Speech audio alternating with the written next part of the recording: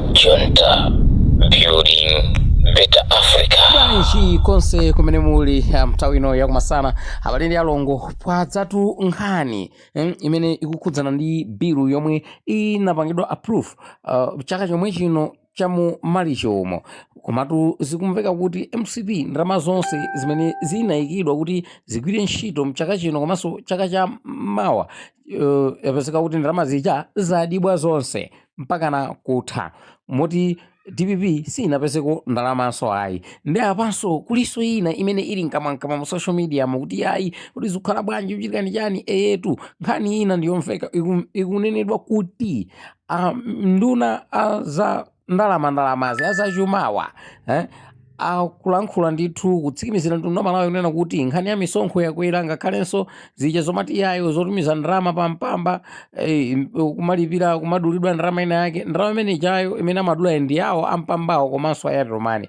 tsopano boma ifuna iyikepo msonkho wawo sizokhazonso yayo wina aliyense amene ali nyumba ya renti azilipira msonkho and wina aliyense amene ali ndi njinga ya moto azilipira msonkho suliso nzokhazo kuli zambiri ndipo mosafuna kutera nthawi tamverani mmene akulankhulira anduna. Consideration vote by vote and subsequently be adopted.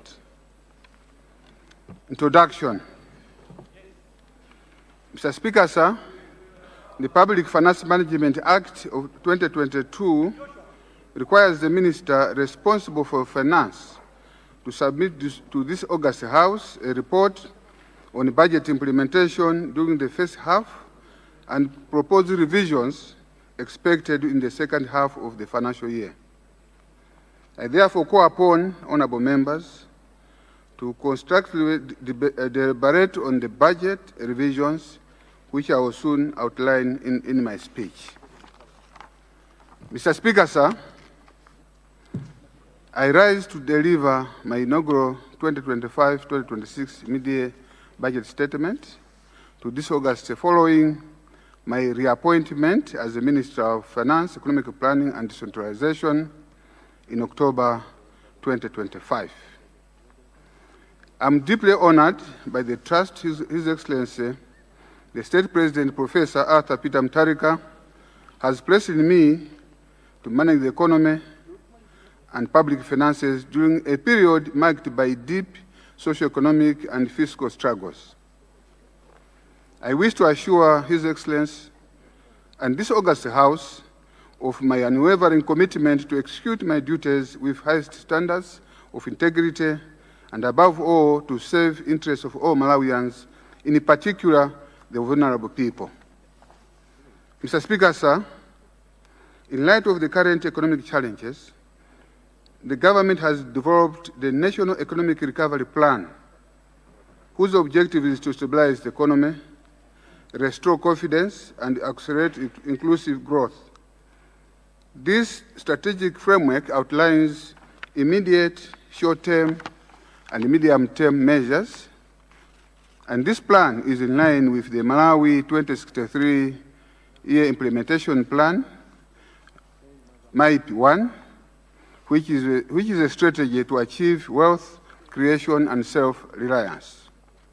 Mr. Speaker, sir, the National Economic Recovery Plan focuses on fiscal consolidation to create fiscal space for strategic investments in key sectors such as agriculture, tourism, mining, manufacturing, and digitalization.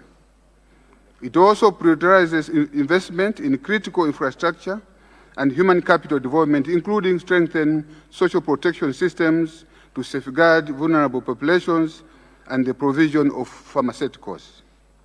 In my statement, Mr. Speaker, sir, I will begin by outlining the macroeconomic developments observed midway through the implementation of the 2025-2026 budget.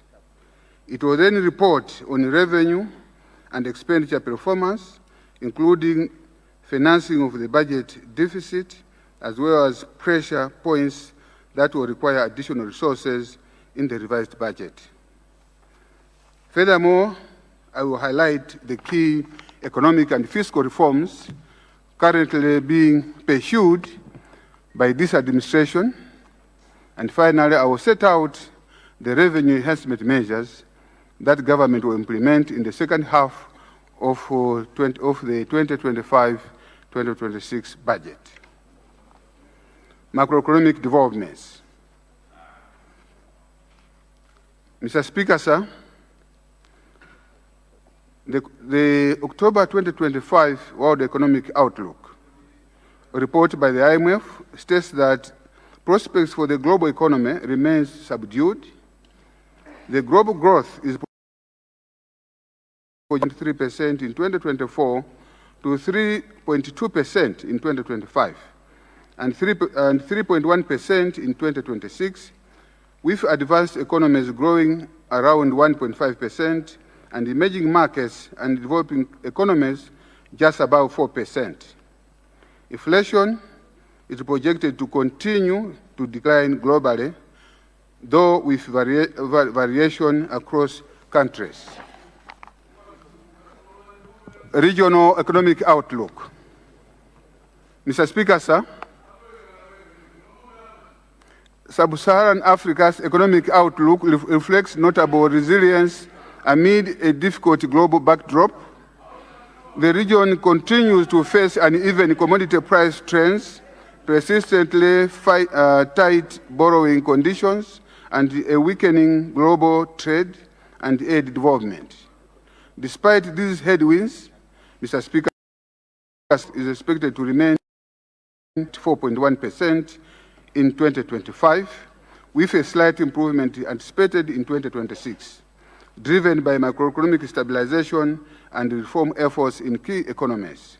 However, this resilience remains fragile and should not be assumed as guaranteed. Macroeconomic developments in Malawi.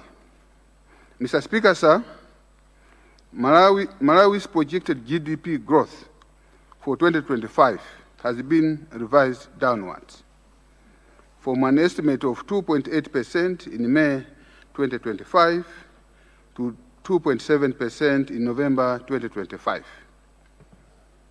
The slight downward revision is on account of shortage of foreign exchange and fuel, which have consequently constrained growth in some key sectors of the economy, such as manufacturing, wholesale and retail.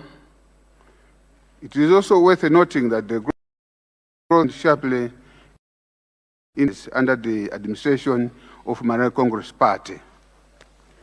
Mr. Speaker, sir, GDP is expected to grow by 3.8% in 2026 and 4.9% in 2027. The growth is expected to be anchored through improvements and investment in agriculture, tourism, mining, manufacturing, and digitalization. In addition, these sectors will be supported by economic enablers, which include infrastructure, transport, and energy. Further to this, Mr. Speaker, sir, the government plans to intensify export diversification and import substitution in the sectors mentioned to enhance forex availability, among other policies to be articulated in the National Economic Recovery Plan. Mr. Speaker, sir, the domestic economy is currently characterized by shortage of food, foreign exchange, which have to rising prices of goods and services. Consequently, annual inflation averaged 32.5% in 2024, with a projected decline to 28.5% in 2025 and 20.7% in 2026.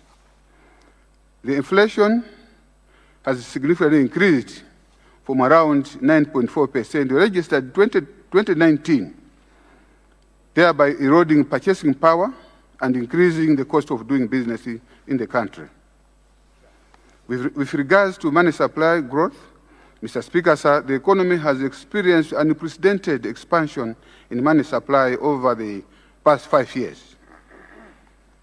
Although some research work has shown that inflation is not a monetary phenomenon, in Malawi, our experience is different. Excessive growth in money supply exerts enormous pressure on the exchange rate and inflation. Current level of money supply at over 50% is inflationary and a cause for concern Therefore, it cannot be ignored. With regards to foreign exchange reserves, Mr. Speaker, sir, I would like to inform the August House that the country is experiencing raw reserves worsened by premature expiration of the extended credit facility for IMF in May 2025, along with withdrawal of aid and donor-funded programs. Furthermore, the country's narrow export-based limits the country's capability to generate enough foreign exchange. Worse still, debt service obligations and commitments on strategic commodities exacerbated the pressure on foreign reserves.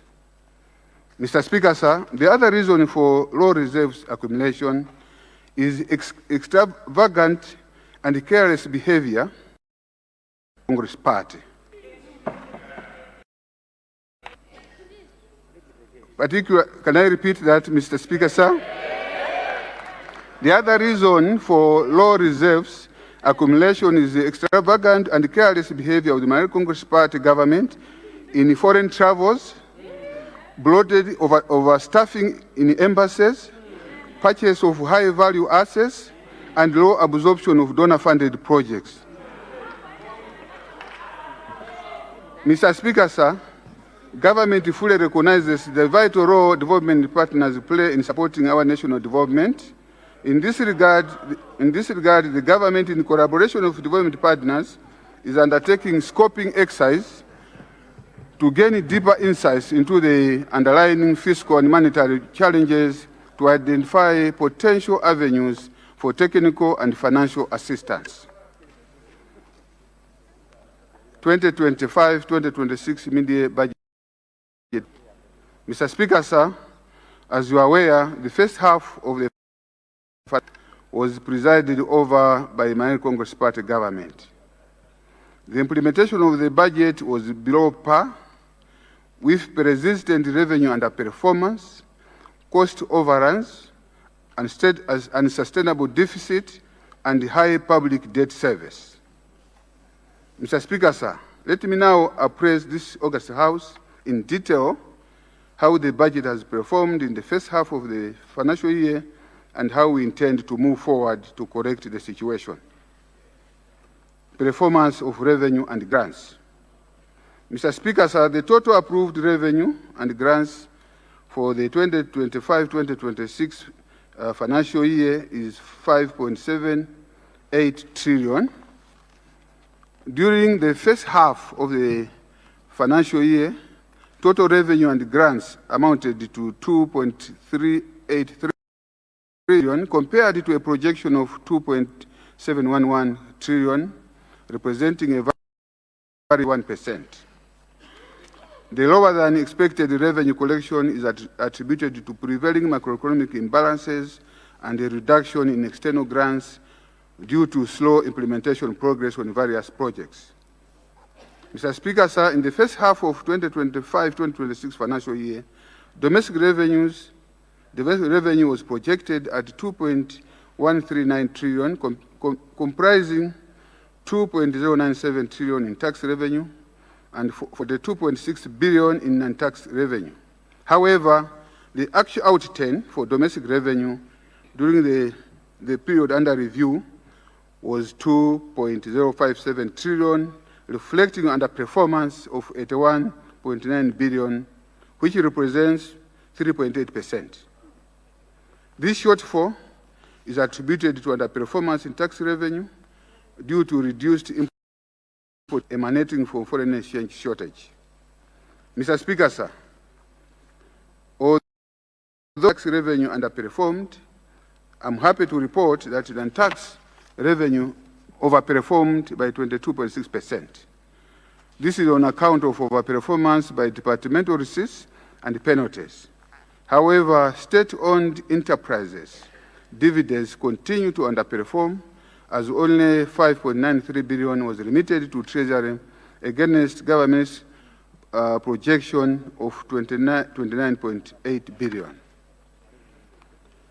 Mr. Speaker, sir, the total approved provision for grants in 2025-2026 financial year is 1.143 trillion, However, the mid-year outturn for grants amounted to 325.5 billion, compared to a mid-year projection of 571.4 billion, representing a 43% shortfall. This performance is because of slow implementation progress on various projects, capacity to import construction materials as a result of shortage of foreign exchange. In addition, stringent procurement procedures, environmental and social safeguards requirements by some development partners, and inefficiency by project implementation units, PIUs, have also contributed to slow disbursement and progress on these projects. Performance of total expenditure. Mr. Speaker, sir, the total approved expenditure provision for the 2025-2026 financial year is 8.077 trillion, of which 4.244 trillion was planned for the first half of the year. This comprises 3.22 trillion in recurrent expenditures, 1.024 trillion in development expenditures. However, the mid-year expenditure outturn, 4.420 trillion, representing an expenditure overrun of 175.7 billion, which is 4.1%. This was due to front-loading of certain expenditure lines in the agriculture, education, and health sectors, and the over-expenditure on wages and salaries, public debt interest, general election, and domestic finance projects. Performance of the recurrent expenditure. Mr. Speaker, sir, the major outturn for the recurrent expenditure amounted to 3.502 trillion, compared to the mid-year projection of 3.22 trillion, representing an overrun of 281.8 billion, 8%. Overruns were recorded across nearly all budget categories, including pensions and gratuities, interest payments, and the use of goods and services. Mr. Speaker, sir, wages and salaries overspent by 125.9 billion, representing 19% overrun of the immediate target of 661.5 billion. This is on account of massive recruitment in the security institutions and education, as well as health. In addition, the 100% increase for chiefs honoraria contributed to this cause. The ministries, departments, and agencies that significantly contributed to overrun of wages and salaries as at 30th September 2025 are as follows: district councils, Malawi Defense Force, Ministry of Health, Ministry of Education, and Malawi. Mr. Speaker, sir, under use of goods and services, the budget lines that overspent year are elections and general goods and services. Elections overspent by 50 billion, representing 30.7%, overrun from the approved figure of 162.9 billion to 212.9 billion by end of September 2025.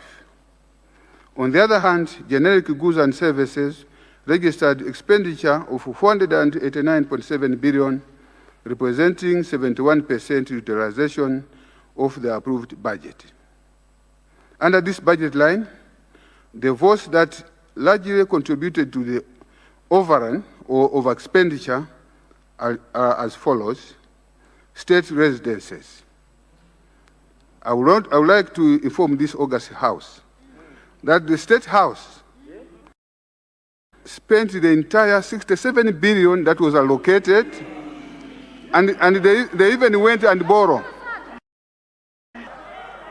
The entire 67 billion was spent and went to borrow more. Office of the President and Cabinet Office of the President Cabinet also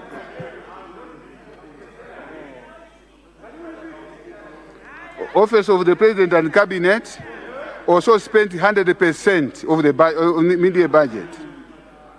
I'm talking about spending the entire budget for the whole year in 6 months.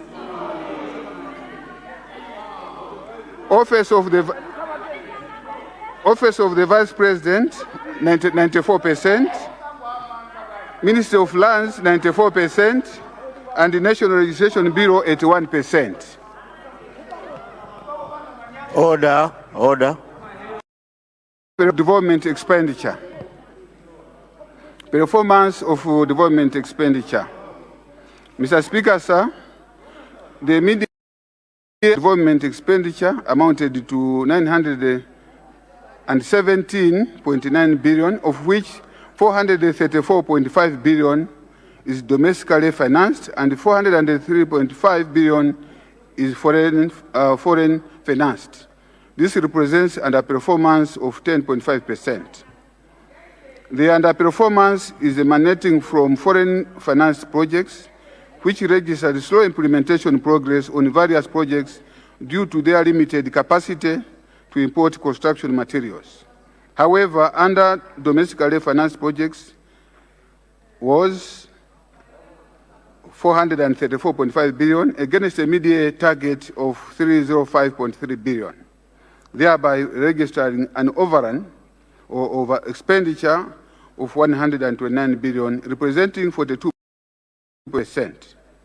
This was on account of inflated certificates of works on various projects, especially currency financed projects.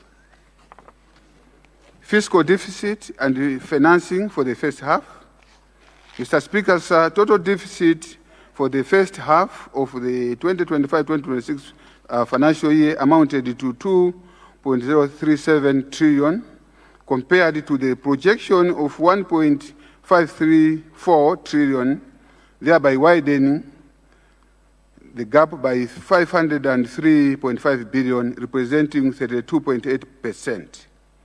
This deficit, Mr. Speaker, sir, is as a result of lower than anticipated revenue collection, coupled with higher than planned expenditures during the period under review.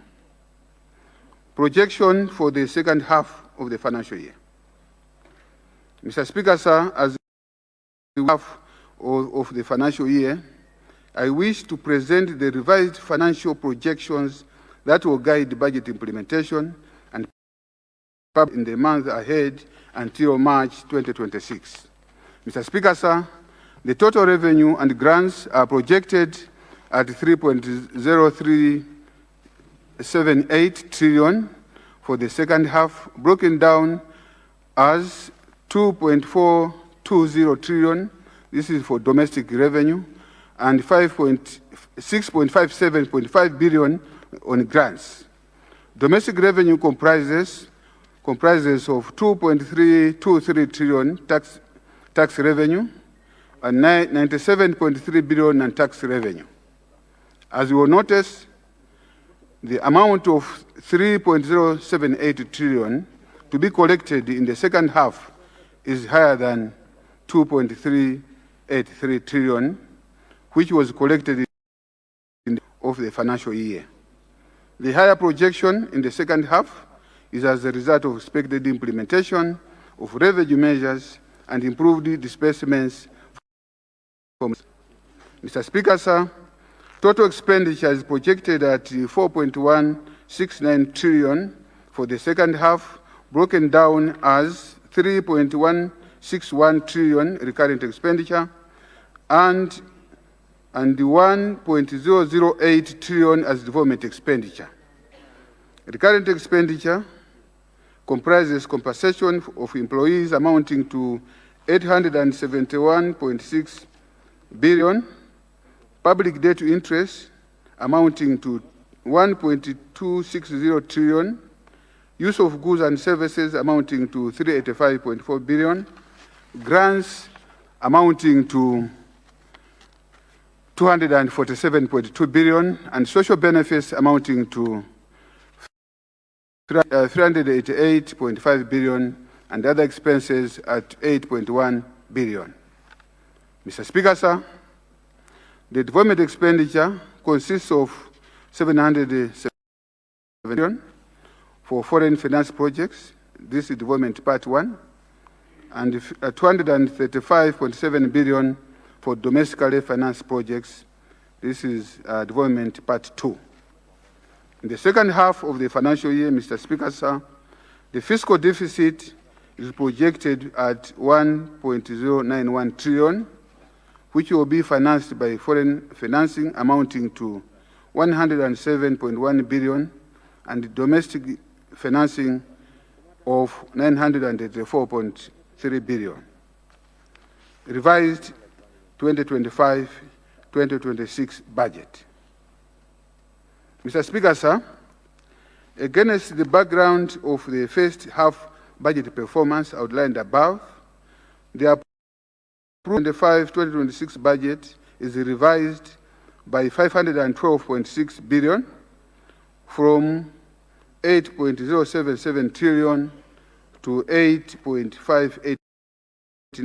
The upward revision is intended to accommodate budgetary pressures, including wages and salaries, amounting to 98.5 billion, public debt interest amounting to 100 billion, generic goods and services amounting to 20.5 billion, procurement of drugs amounting to 17.1 billion, elections amounting to 50 billion, maize purchase, logistics amounting to 20 billion, pensions and gratuities amounting to 196.0 billion, and FISIP, I repeat, FISIP, amounting to 129.6 billion, domestically financed projects, including constituency development fund, and the 36 new constituencies amounting to 91.7 billion. And also introduction of free primary and secondary education for the second term, and also the money examination fees. Revised fiscal deficit to the end of fiscal year.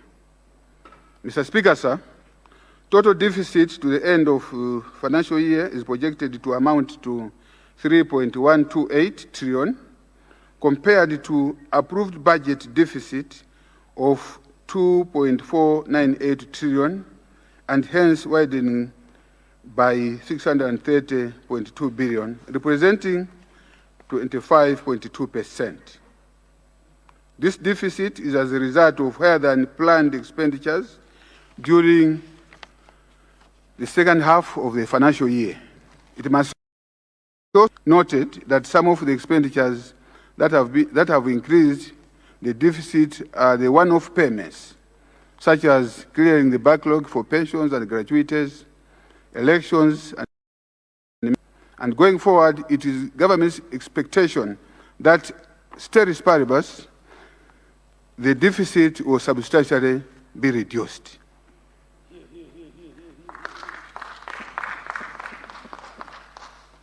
Performance of key sectors.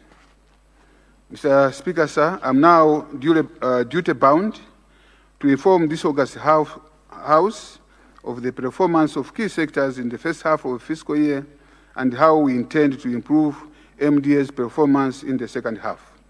Agriculture sector. Mr. Speaker, sir, let me inform you that the government is committed to invest in the agriculture sector as the backbone of the country's economy.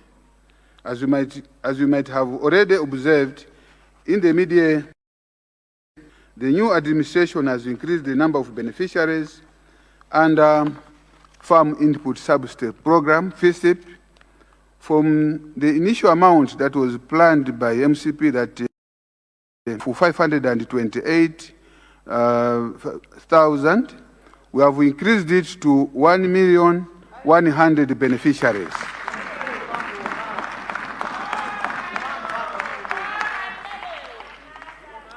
Mr. Speaker, sir. Mr. Speaker, sir. Government will continue promoting investment in irrigation development and infrastructure to reduce dependence on rain-fed agriculture. In this regard, irrigation capacity will expand through flagship programs such as the Shire Valley Transformation Program, the Agriculture Infrastructure and Youth Agribusiness Project, the Malawi Watershed Services Improvement Project, and the Agriculture Commercialization Project at strengthening climate resilience and reducing agriculture vulnerability. Education sector.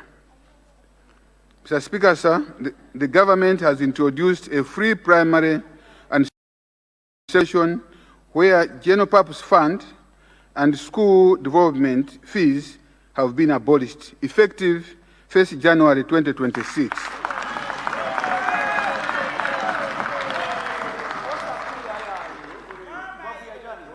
This is done to improve literacy levels, increase enrollment, and also increase retention.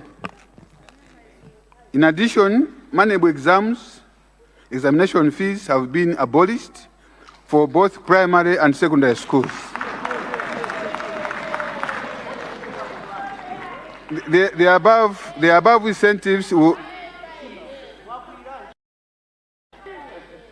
above incentives will require 32.5 billion for the last quarter of 2025-2026 fiscal year. This demonstrates that DPP, Democratic Progressive Party's commitment to deliver on its manifesto and promises. Mr. Speaker, sir, I want to confirm to this august House that unlike his predecessor, His Excellency, the President, Professor Arthur Peter Mutharika, delivers what he promises, and he promises what he can deliver.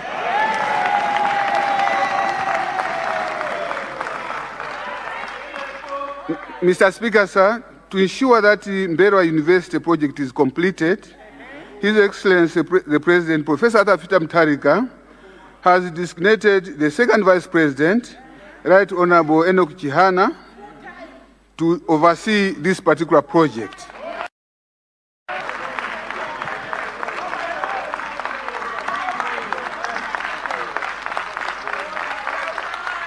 On health sector, Mr. Speaker, sir, in order to address pharmaceutical challenges in health facilities, the budget, additional 17.1 billion, consisting of 8.6 billion for central hospitals and 8.5 billion for these hospitals has been provided. In addition, government will explore other avenues of financing the health sector. Mining. Mr. Speaker, sir, the government recognizes the mining sector as a key pillar for Malawi's economic growth and diversification. During the period under review, the sector made notable progress. A total of 122 licenses were issued across various categories, which will be reviewed or, where possible,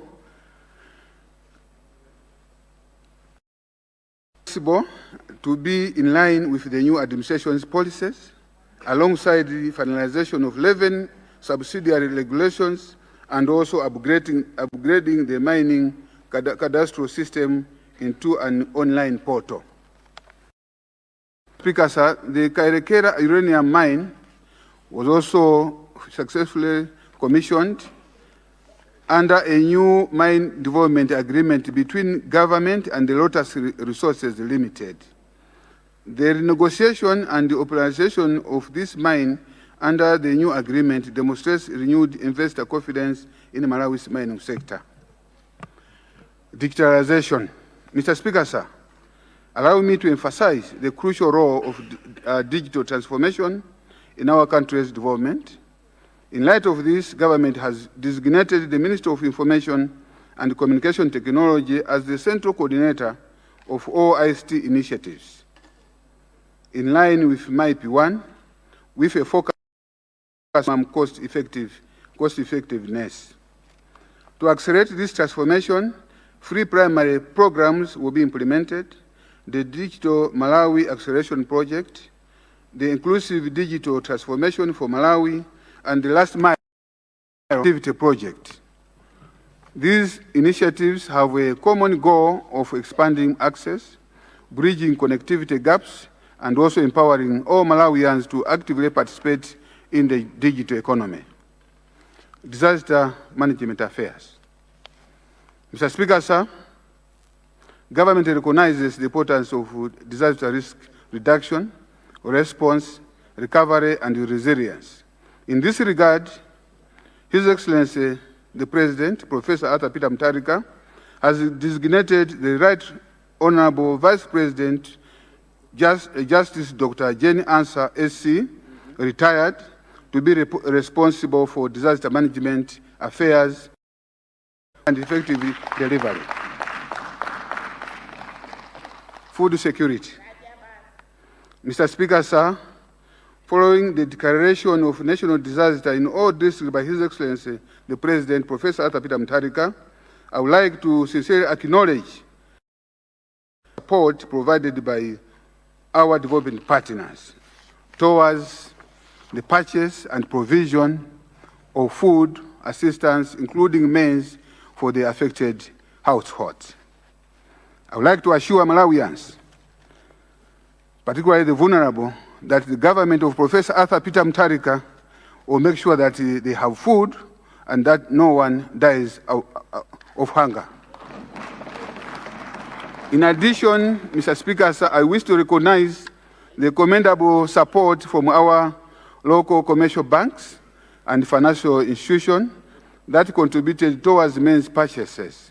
These include first discount, first FDH Bank, First Capital Bank, National Bank of Malawi, Nico Holdings, NBS Bank, and Standard Bank. Public debt management. Mr. Speaker, sir, moving forward, let me repayment of public debt is a priority for this new administration. This comes on the back of high and sustainable debt levels and high borrowing costs that have led to high debt service. Mr. Speaker, sir, Malawi's public debt is in excess of 21.6 trillion. I repeat, Malawi's public debt is in excess of 21.6 trillion, equivalent to 86% of GDP, against 4.1 trillion in 2019. Meaning that in Malawi Kwacha terms, the MCP government multiplied public debt by 5 times in a period of 5 years.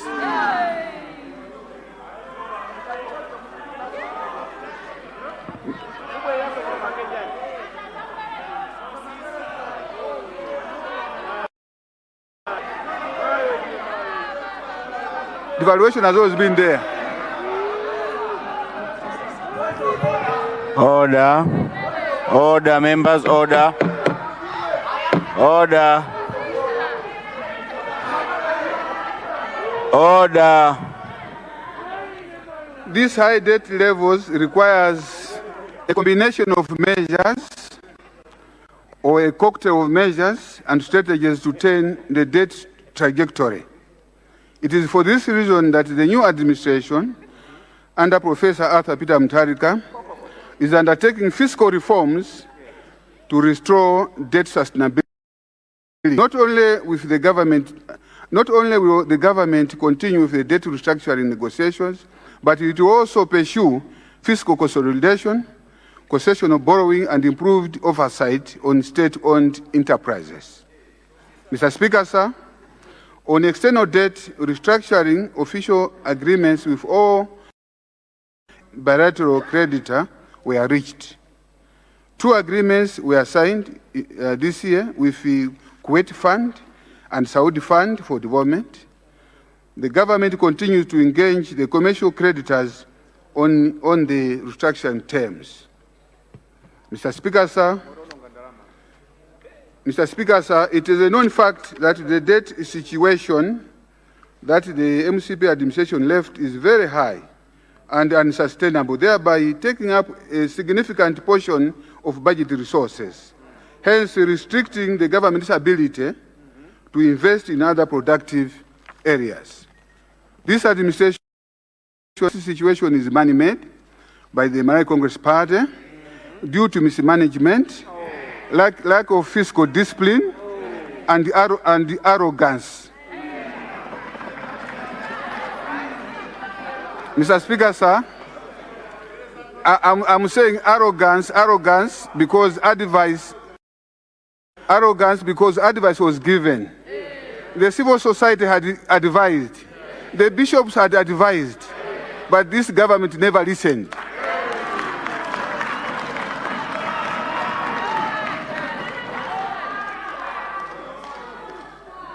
Therefore, improved debt management coupled with fiscal discipline and reforms is pertinent, and the government is committed to addressing the root causes of this debt situation. Fiscal discipline. As part of our commitment to public debt management,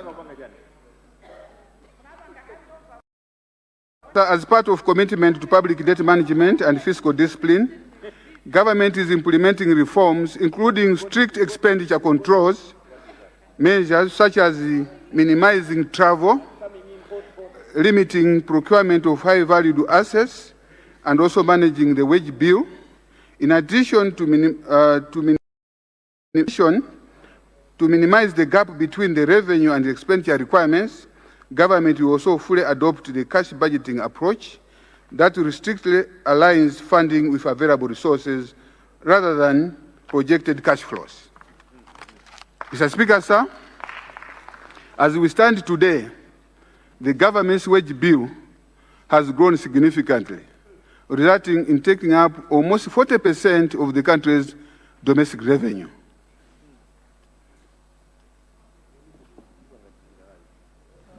In this regard, as already announced by the Office of the President and Cabinet, government has on new recruitments, except for key sectors, which will be done on case-by-case basis.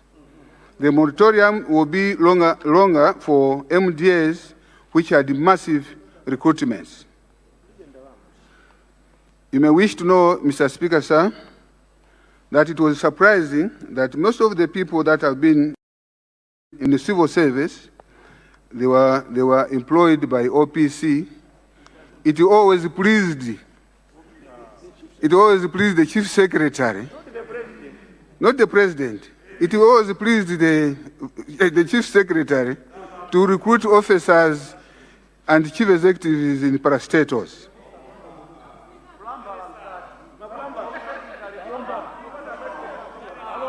Government will also conduct payroll audits.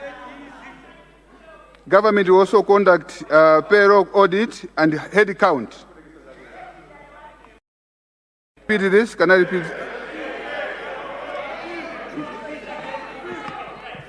Government is also going to conduct payroll audit and head count for all public servants starting from 9th of December 2025.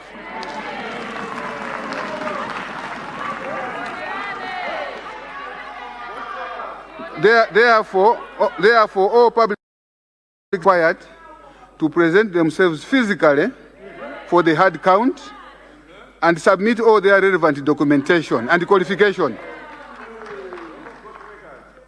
The following are the detailed expenditure control measures as announced by government. External travel by senior public officers. To control the drain of foreign exchange, reserves and reduce expenditure, travel by cabinet ministers, deputy ministers, controlling officers, chief executive officers, and senior management of statutory corporations, heads of public institutions, and all public are limited to 3 trips per annum after seeking approval from the relevant authority.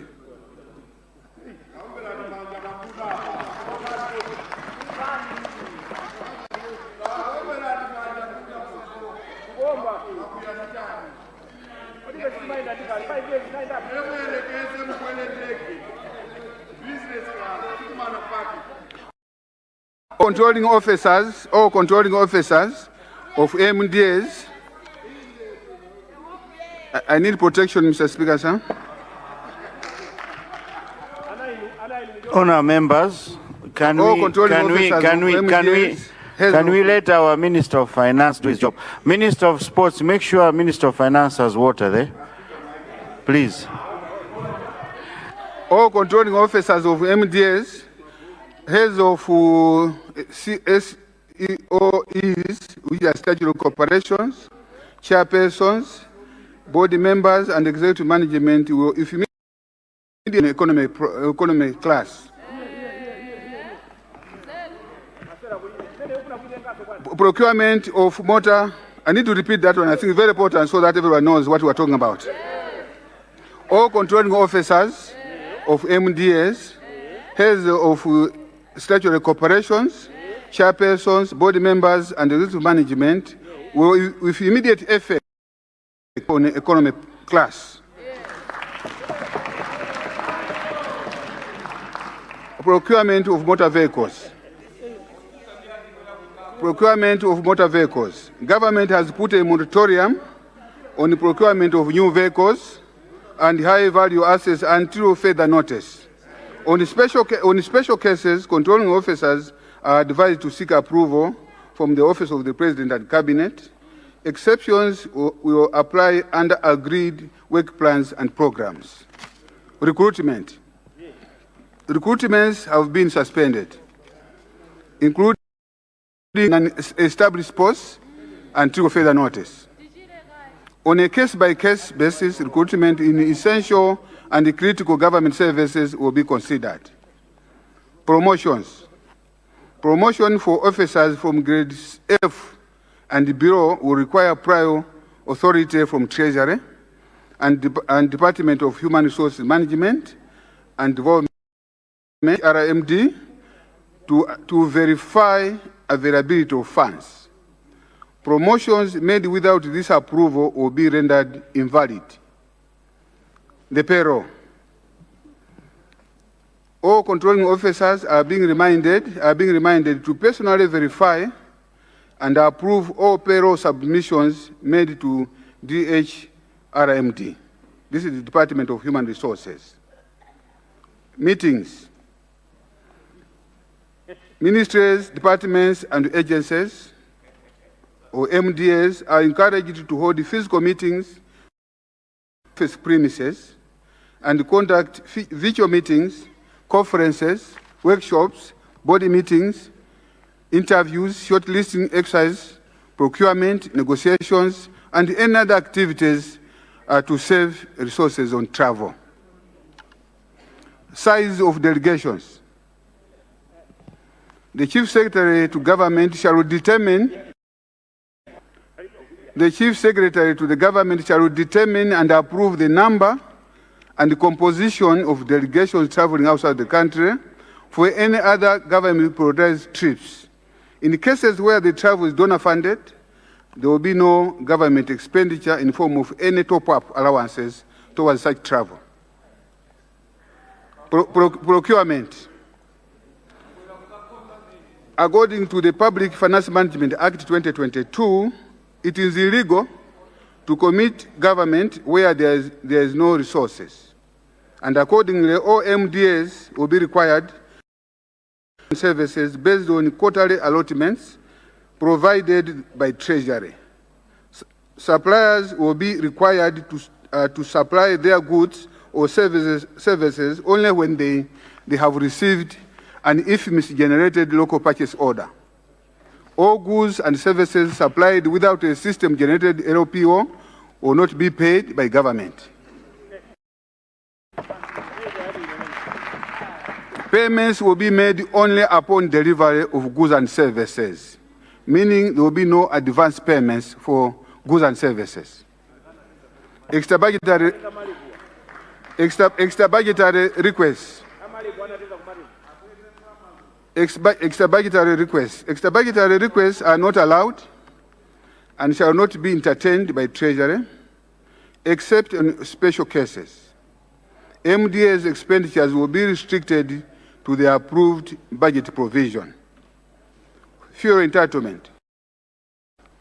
Fuel entitlement for public officers, including ministers, deputy ministers, and senior government officials, shall be reduced by 30% with immediate effect.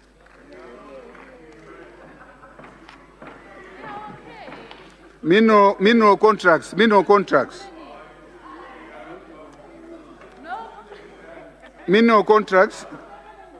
government will review all mining licenses and contracts. Any mining licenses which have been idle for more than 5 years shall be revoked. And staff in embassies. Staffing in embassies. Government will reduce number of embassies and staff. Each embassy shall not have more than 5 officials, including the ambassador and high commissioner.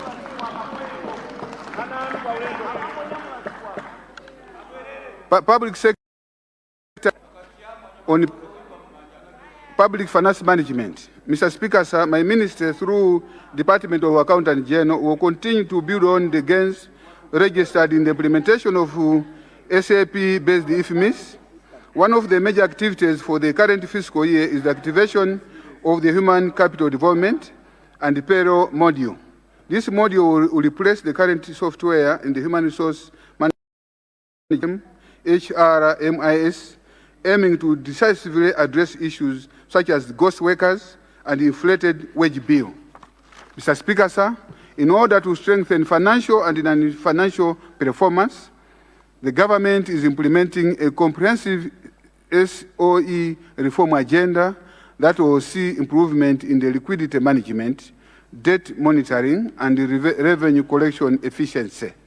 Additionally, all statutory corporations will be required to implement performance-based contracts for boards and management governance.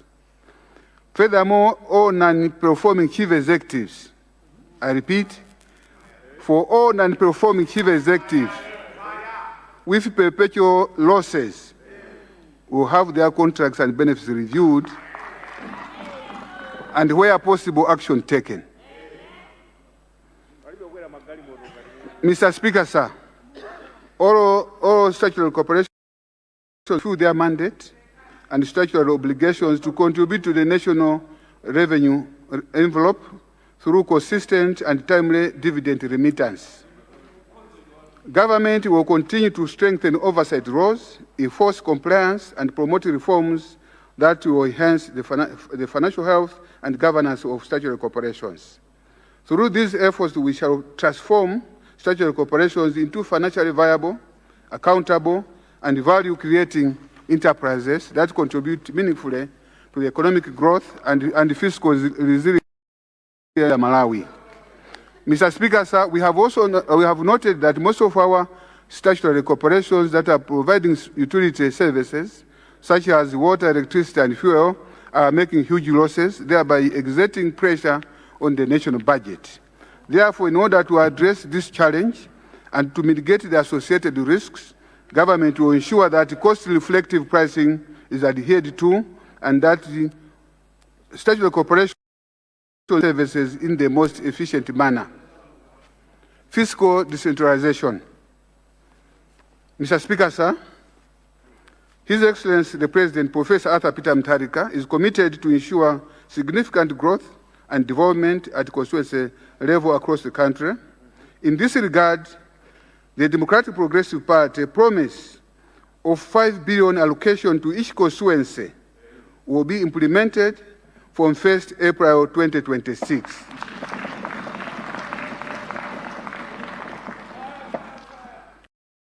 You agree with me that this will be a game changer for our nation, as substantial amounts of resources will move from central government to local authorities.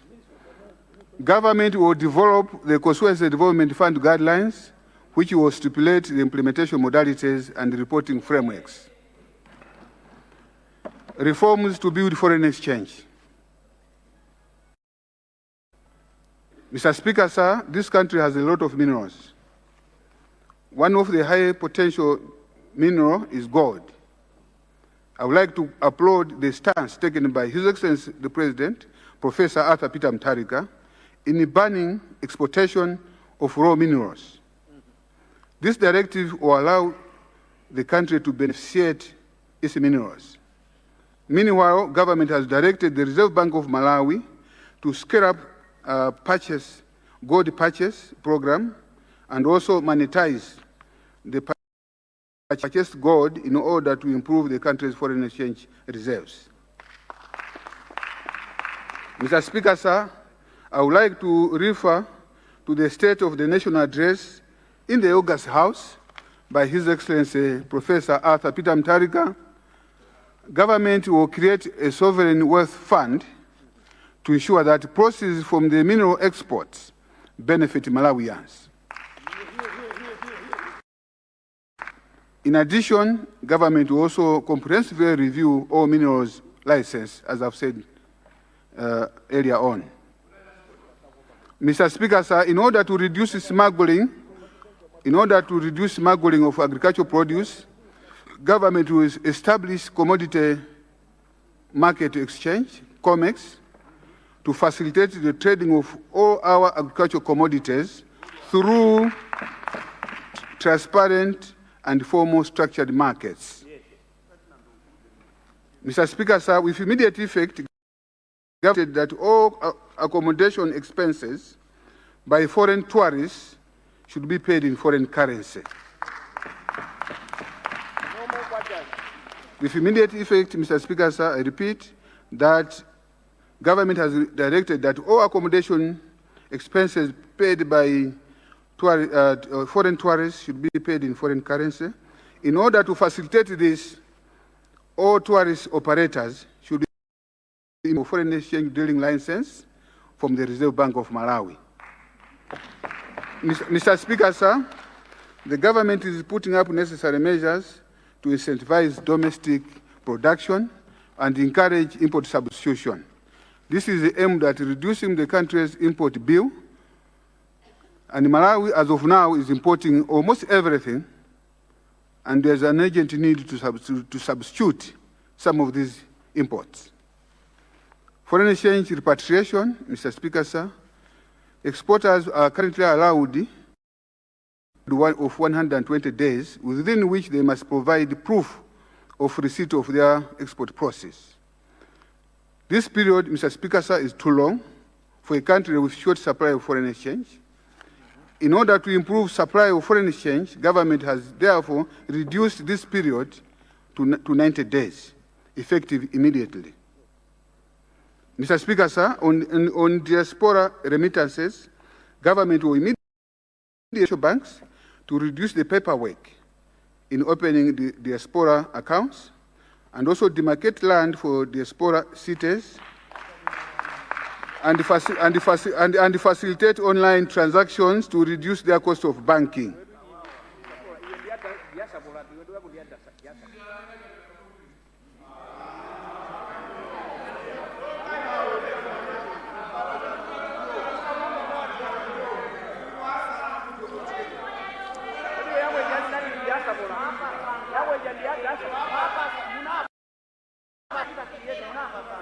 Mr. Speaker, sir.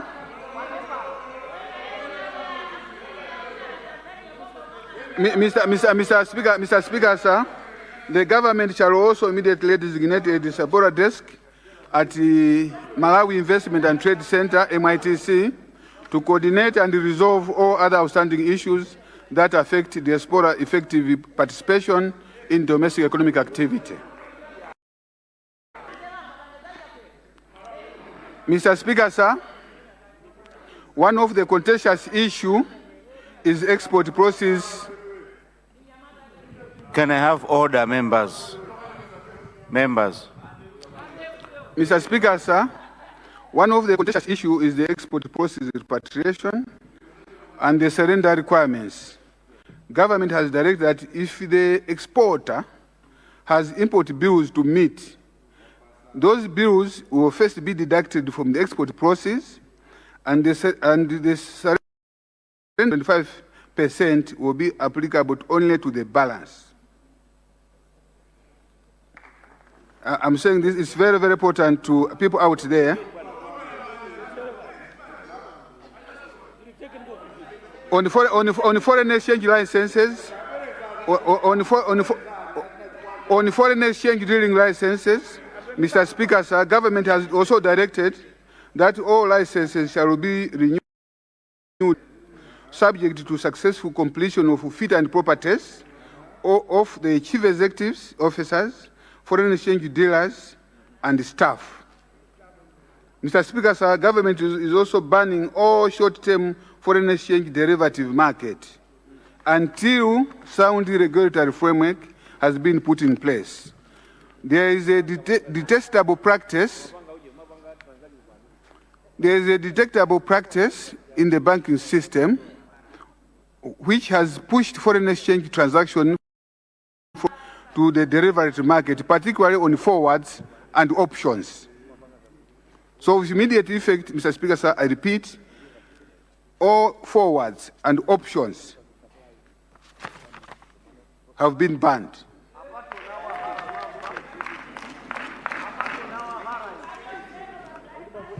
Mr. Speaker, sir, government has also put in place measures to ensure that foreign exchange that is due to the country through foreign exchange and shipping companies is duly enhanced and accounted for. Mr. Speaker, sir, as earlier indicated, inflation remains very high at 28.5% in 2025. Fiscal and supply side intervention will be implemented to ease inflation. In this regard, monetary policy rate will be maintained at appropriate levels that balance price increases and the country's growth aspiration. In terms of dealing with high currency in circulation, this local currency in circulation, government will going to limit cash withdrawals, both on the counter and the point of sale. These are ATMs and all the point of sales, and in order to promote electronic transfers. Revenue enhancement measures. Revenue enhancement measures. Mr. Speaker, sir, I now turn to the tax revenue measures. Can I be heard in silence? I now turn to the tax and non-tax revenue measures that government intends to implement for the remainder of the year and beyond. These measures have been instituted to stabilize public finances and in order to rebuild this fiscal space. Mr. Speaker, sir, before I present these measures, allow me to reiterate what I've said before. Assumed office, we found an economy in an exceptionally fragile state. The Malawi Congress Party government left behind an economy characterized by unsustainable debt, chronic fiscal deficit, depleted foreign exchange reserves, and a loss of investor confidence. Furthermore, Mr. Finances were in disarray, revenues were stagnant, and key sectors were neglected. The kwacha had sharply depreciated against major trading currencies, and inflation had eroded household incomes. The fiscal space has effectively been closed, leaving government unable to meet even the most basic obligations without resorting to borrowing. It is within this challenging context, Mr. Speaker, sir,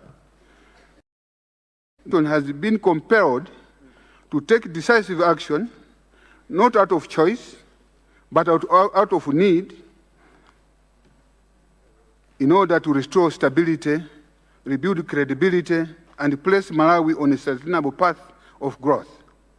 Consequently, I would like to implore my fellow members of parliament, my fellow economists and experts, religious organizations, NGOs, civil society, the private sector, and all citizenry to support the measures I'm about to announce to secure a more resilient and prosperous Malawi.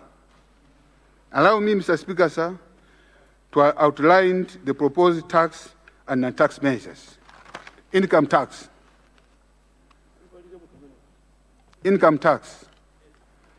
This is on bank transfer levy. Mr. Speaker, sir, government is introducing a modest 0.05% bank transfer levy to be applied on all bank transfers within or across banks and will be paid by the sender. Government is introducing a modest 0.05% bank transfer levy to be applied on all bank transfers, both within and across banks, and will be paid by the sender. Introduction of mobile. Mr. Speaker, sir, government will listen first. Government will introduce a 0.05% levy to be applied on transaction amounting on mobile money transfers of above 100,000 to be paid by the sender. This limit has been applied to ensure that the low-income earners are protected.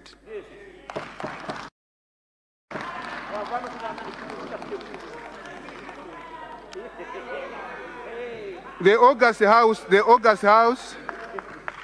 House may wish to know that this levy exists in many countries in Africa, including our neighbor Zambia, in Uganda, Zimbabwe, just to mention but a few.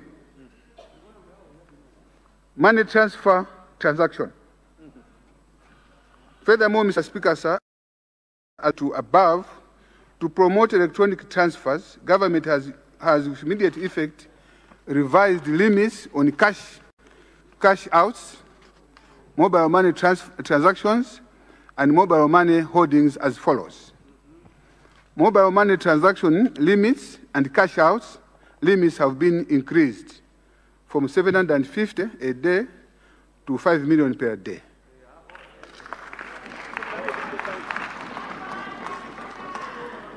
And from 750 per day respectively.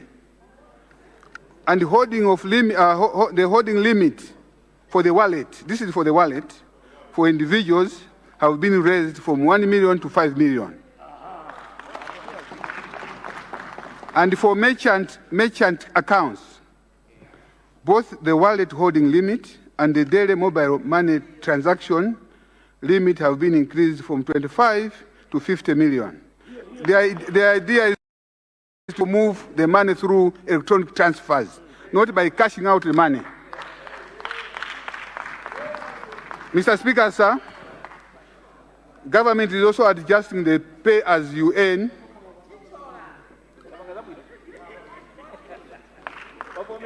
Government is adjusting the payee structure as follows.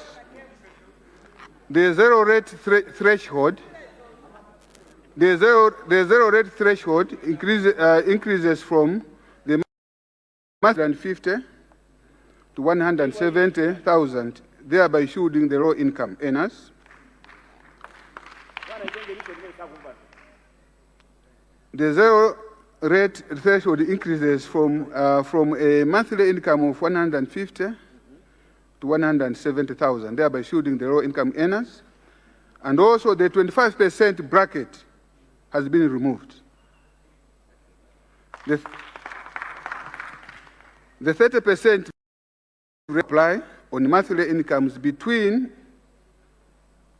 170,000 to 1.57 million kwacha.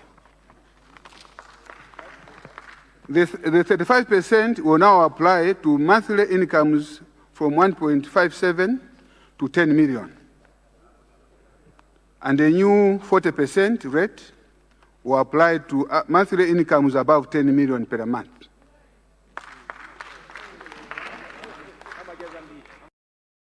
Speaker, sir, continuing with the philosophy of ensuring that those Mr. Speaker, sir, continuing with the philosophy of ensuring that those who earn more must contribute more, the threshold for supernormal profits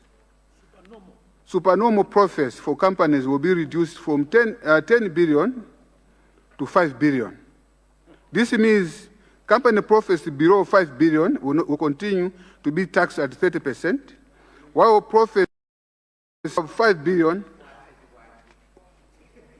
while profits of over 5 billion will be taxed at 40%. Mr. Speaker, sir, in order to broaden the tax base, in order to widen the tax base, and also to raise additional revenue, the following measures will be implemented. The 100,000 and 500,000 thresholds for applying withholding tax on lottery winnings are removed, meaning that all winnings will now be taxed. The 100,000 and 500,000 thresholds for applying withholding tax on betting and lottery winnings are removed, meaning that all winnings will now be taxed. The withholding tax rate for gambling will now increase from 10% to 15%. Excise tax applicable on gross lottery revenues will be fully enforced, especially for radio stations and television stations. Mr. Speaker, sir, government has also observed that some countries or some companies perpetually declare losses and they continue to operate.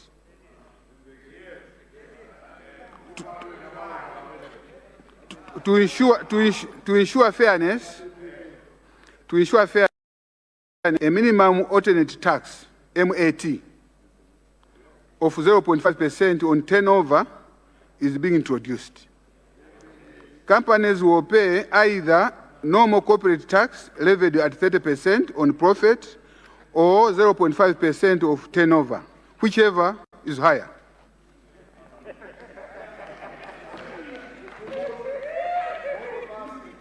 To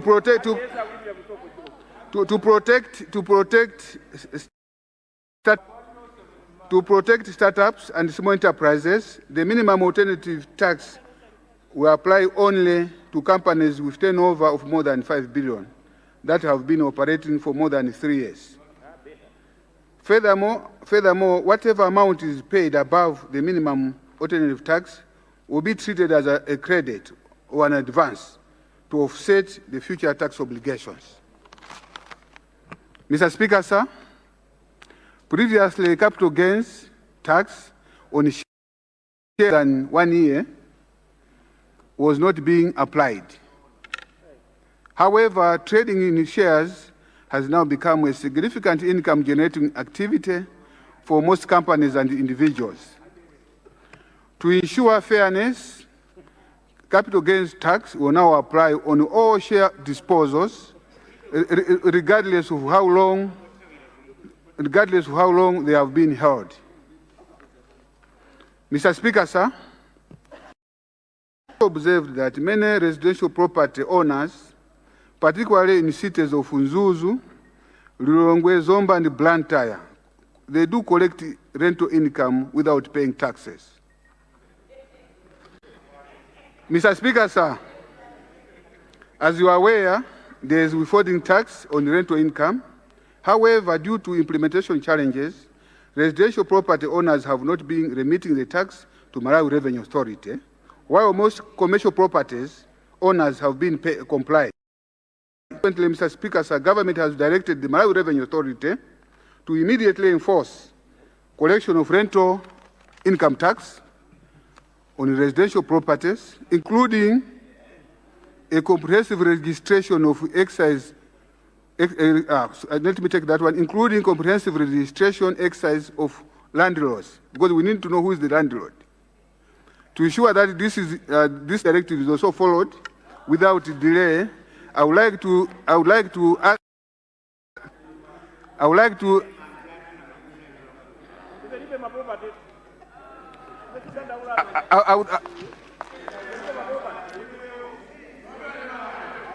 Order, order, members. Order. I would like to request ESCOM, all water boards, Malai Housing Corporation, the city councils, the Ministry of Lands to cooperate in providing the necessary information pertaining to the owners of residential properties in the low density areas. Mr. Speaker, sir. Mr. Speaker, sir.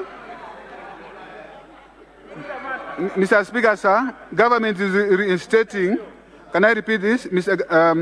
Government is reinstating the surcharge on the importation of cement at the rate of 20%.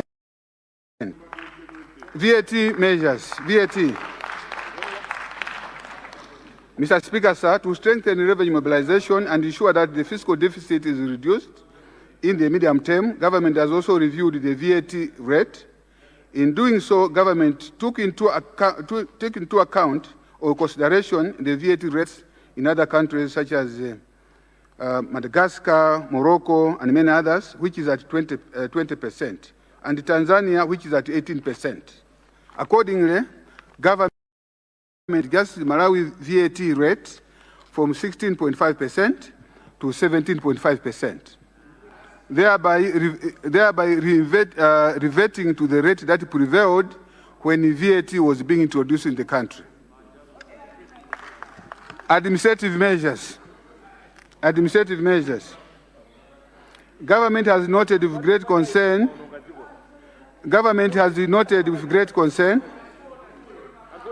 The increased tenders.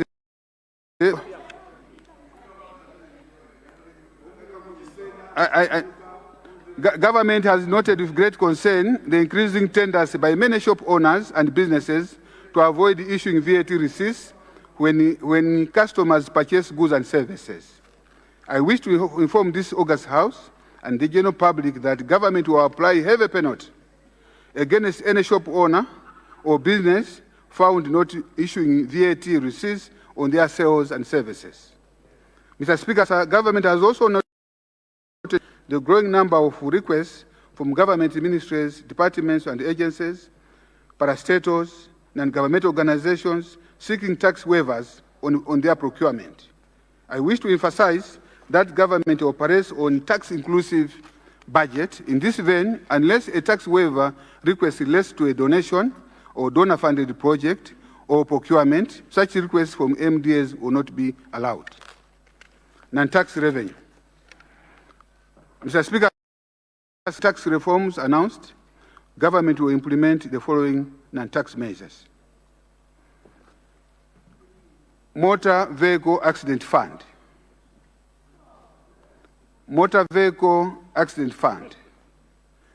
I want to say this because it has been said in this August House that there are so many accidents, particularly those in the motorcycles. And because of that, the Ministry of Health is under pressure.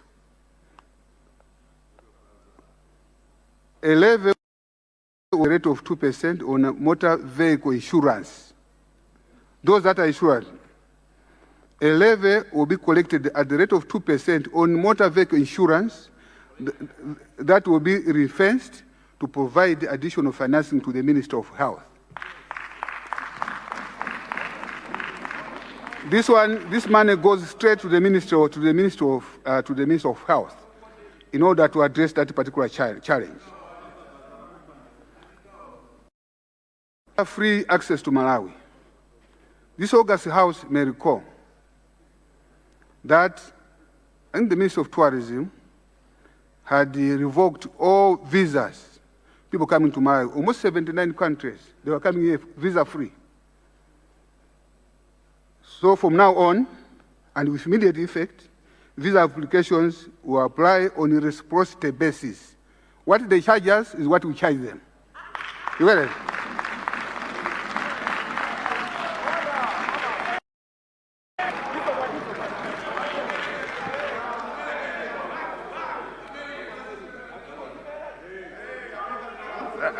I still, can I repeat, because this is very important. I have said, oh, Order. visa-free access to Malawi is being revoked with immediate effect, and the visa application fee will apply on a reciprocity basis. What they charge us is what we charge them.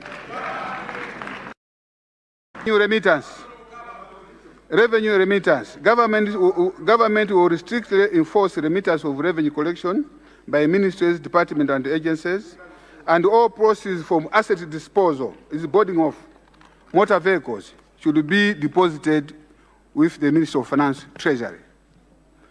Dividends and surplus remittance. Government will with immediate effect strictly enforce the remittance of dividend and surplus from statutory corporations. Conclusion. Mr. Speaker, sir, I humbly invite the August House to take note of the immediate performance of the 2025-2026 budget and to consider and deliberate on the revised budget estimates for the 2025-26 financial year as detailed in Annex 1, 2, and 3 of the 2025 mid-year budget review. I still want to this August House and all Malawians that we are sailing in turbulent waters. And it requires determined decision by Malawians. It's a choice by Malawians. If you really want your country to go back on a positive trajectory, and that government should be able to provide the much needed services in the midst of health hospitals, in the schools. It requires for us and every Malawian to contribute. Furthermore, the House is also requested to approve the proposed amendments to selected votes as presented. Mr. Speaker, sir, I beg to move. Yes, umutu ndimene ayankhulira anduna athu oyang'anira za ndalamazi kuti iyayi misonkho ndimene mwamveramo kuti yayikidwa mu ndandanda yokhuzana ndi kutolera misonkho makamaka kwa anthu amene ali njinga manyumba alenti ankhalenso uku anzathu amene akugwira ntchito mboma kuti azidulidwa bwanji. Zonsezo ndimene mwamveramo inuyo kwa inu mukuti nazo bwanji, zakusangalatsani ngati nzika kapena ayi? Talankhulani kudzera kuma comment section iko, komanso musayiwale kupanga subscribe, share and like. Club Junta, building better Africa.